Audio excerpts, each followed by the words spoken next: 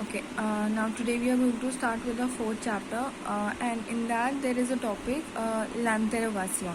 Okay, it means interrogation. So there are three ways of interrogating in French. There are many more, but some important are these three. Okay, so the three ways are: first is intonation. Okay, that we call as intonation. So it is this is used by using a raising intonation. So how do we raise an intonation, that we're going to see now.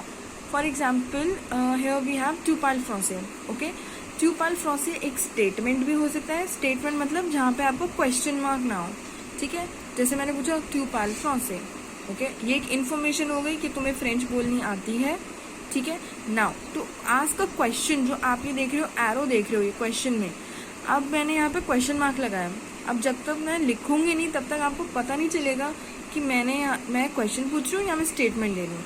ठीक है, लेकिन अगर मेरा बोलने का तरीका अलग हो, जिसको हम इंटोनेशन कह रहे हैं, मेरा बोलने का तरीका अलग हो, तो पता चल सकता है कि मैं एक स्टेटमेंट दे रही हूँ या मैं क्वेश्चन बोल रही हूँ. Okay, so for I would say now अभी मैंने एक tu parles français, ठीक है, ये मेरा स्टेटमेंट था because I did not raise my intonation. Now tu parles français.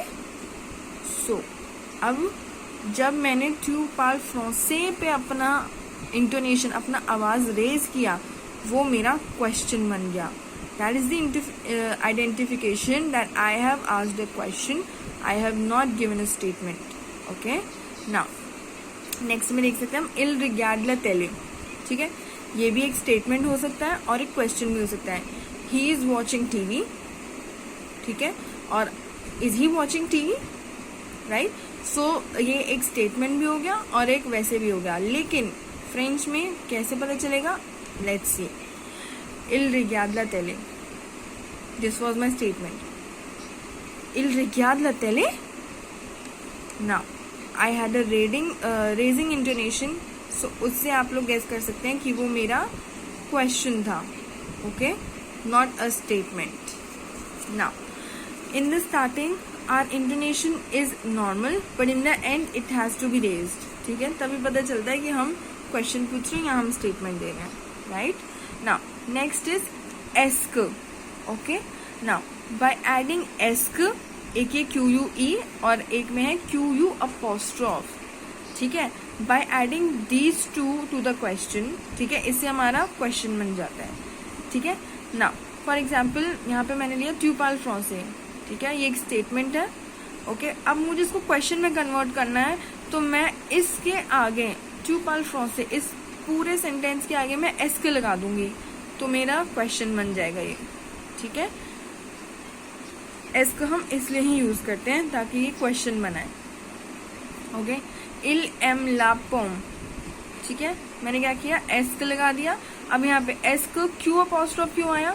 Because इल किससे स्टार्ट हो रहा है? वॉवल से स्टार्ट हो रहा है, तो यहाँ पे इसलिए QU अपोस्ट्रोफ आएगा. तो il aime la pomme, ask il aime la pomme.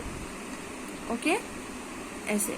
Now by adding ask और ask in front of a statement, that statement becomes the question. ठीक है, अभी बताया मैंने आपको. ठीक है, okay, now there is the third form, that is inversion. So how do we use inversion is this is used by inverting the verb and the subject and putting a hyphen between them. hyphen किसके बीच में? verb और pronoun के. ठीक है, now see here how, मतलब कैसे हो सकता है ये. for example, tu ne regardes pas la télé. ठीक है, हमारा सेंटेंस नेगेटिव में है, तो हम इसको कैसे यूज करेंगे? न regard tu pas la télé. ठीक है, सबसे पहले हम देखते हैं कि मैंने इसको इन्वर्ट कैसे किया. फॉर एग्जाम्पल, हमने न और पा यूज नहीं किया है. ठीक है, हमारा सिंपल है tu regardes la télé. Okay, तो अब मैंने क्या किया, tu regardes होता है, तो मैंने इन्वर्ट किया. तो इन्वर्ट मतलब इन्वर्जन करना, जो सीधा है उसको उल्टा कर देना. ठीक है, तो मैंने क्या किया, रिगार्ड यहाँ आता है ना, तो मैंने रिगार्ड को पहले लगा दिया और सब्जेक्ट प्रोनाउन को बाद में लगा दिया वर्ब के. ठीक है, और वो मेरा बन गया इन्वर्जन करके क्वेश्चन.